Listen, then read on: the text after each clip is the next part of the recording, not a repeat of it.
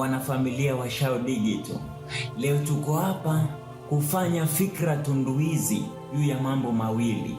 Jambo la kwanza ni wahenga wa akili wa Afrika, na jambo la pili ni ujinga ambao unaambaambaa juu ya anga la Afrika.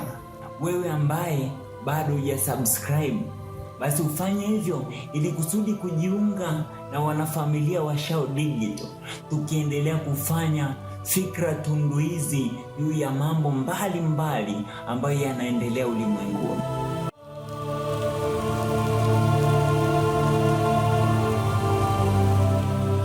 Filosofia za Afrika, hususan ile filosofia ya uwepo, hususan uwepo wa binadamu wa Afrika, ina tunda la upendo ndani yake. Yaani kuwepo kwangu, kuwepo kwa Mwafrika yoyote hakuna maana yoyote, hakuna faida yoyote kwa binafsi na kwa vyovyote kama watu wengine hawatakuwepo. I am because we are, yaani nipo kwa sababu tupo. Ndio maana kwa Afrika kifo cha mtu mmoja, haijalishi nafasi yake kwenye jamii, inaleta uchungu mkubwa sana kwa jamii yote ambayo inamzunguka huyu mtu.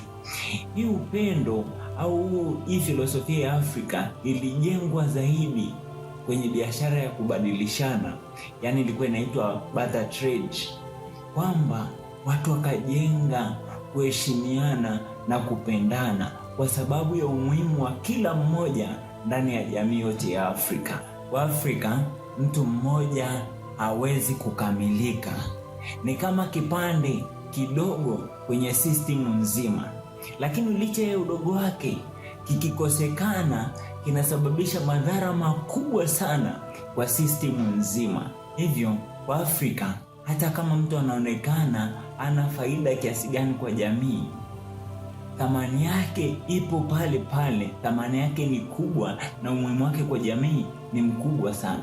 Ndio maana kwa Afrika hatuna utamaduni wa kuwaondolea maisha wale ambao wapo katika ugonjwa wa muda mrefu, wakisingizio kwamba tunawasaidia kupumzika. Hii inaitwa euthanasia. Hata kama mtu yupo kwenye koma kwa miaka 10, bado thamani yake ni ile ile kama mtu yoyote ambaye ni mzima. Ndio maana nimesema kwamba filosofia za Afrika, hususan ile filosofia ya uwepo ya Afrika, ina tunda la upendo ndani yake, kwa sababu filosofia za magharibi huwa uwepo kwao ni kwa sababu wanafikiria. Haimaanishi uwepo wa mtu mwingine yoyote wala kiumbe kingine chochote. Wanasema I am because I think. Hii ni filosofia ya kibinafsi ambayo inanihusu mimi tu. Nikisha kuwepo mimi, nikisha kuwa nafikiria, basi mimi nipo. Ndio maana kwao euthanasia ni kitu cha kawaida sana, na kuwachukua hata wazazi wao kuwapeleka kwenye nyumba za wazee wakalelewe ni kitu cha kawaida sana kwao, kwa sababu thamani ya mtu imeshapotea pale ambapo faida yake inakuwa haipo. Kipindi cha nyuma, zama za wahenga, vyanzo vya taarifa na elimu vilikuwa vichache sana.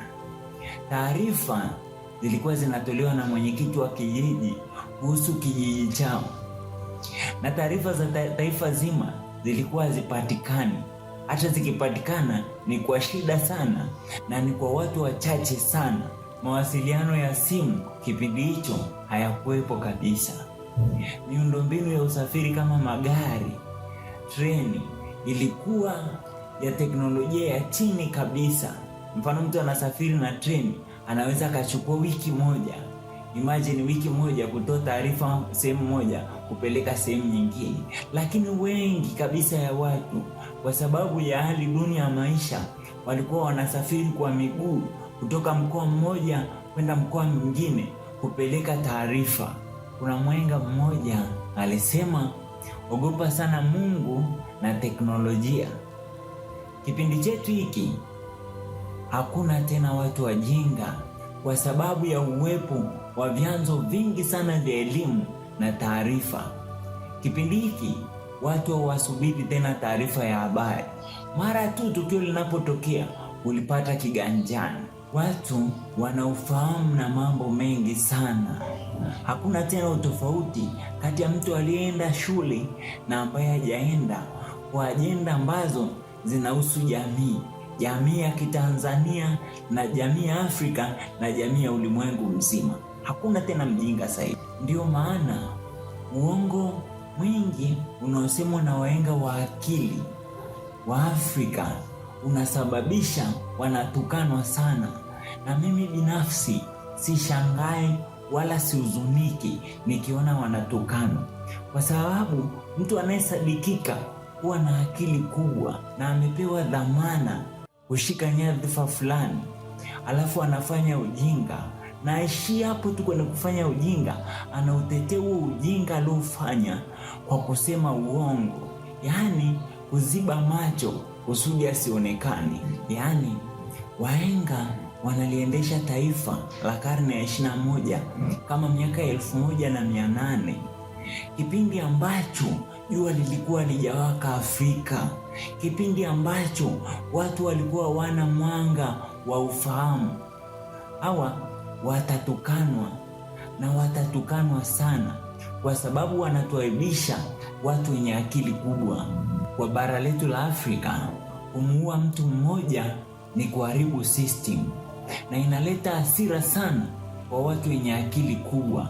Hapa hatuwaongelei watu wenye akili ndogo, kwa sababu kwao kifo cha mbuzi na kifo cha binadamu yote ni sawa, yaani kifo ni kifo tu. Vipi kuhusu wale watu wenye akili kubwa wanapotekwa, wanapouawa? Vijana nguvu kazi ya taifa wanapouawa kama kuku, watu wenye akili kubwa wanapata hasira kali sana, kwa sababu system imeharibika. Tena vipande vya muhimu sana ambavyo vilikuwa vinafanya hiyo system kufanya kazi vizuri vimeondolewa. System haifanyi tena kazi kama inavyokusudiwa. Na hapo tukumbuke kwamba sio miaka 1800, ni karne ya 21 ambapo taarifa zinawafikia kwa haraka sana watu wenye akili kubwa. Na kuambia hakuna mtu ambaye hataweza kuizuia hiyo hasira ambayo inawaka ndani ya watu wenye akili kubwa, watu ambao wanaona kesho ya Afrika yetu, watu ambao wanaona kesho ya Tanzania yetu. Ndugu zangu, tukumbuke kwamba Afrika kumesha kucha, jua limesha waka. Waafrika sio wajinga tena, na teknolojia inatunza kumbukumbu. Hivyo kama uwezi kasi ya karne ya 21, chukua virago vyako, ewe mwenga wa akili. Hata kama umri wako ni miaka 18, nenda nyumbani, washa moto, waite wajukuu wasimulia hadithi. Kabla hatujafunga mada yetu,